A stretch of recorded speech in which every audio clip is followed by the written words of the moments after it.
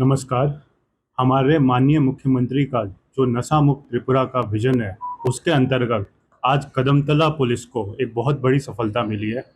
उन्होंने लगभग 50,000 याबा टैबलेट पकड़ा है, जिसका बाजार मूल्य अराउंड 2.5 करोड़ है।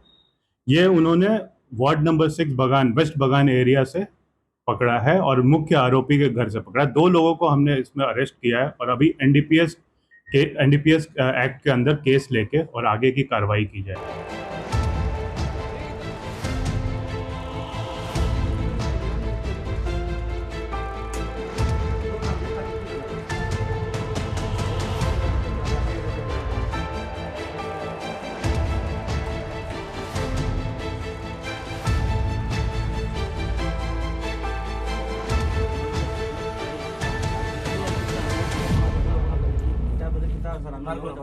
kita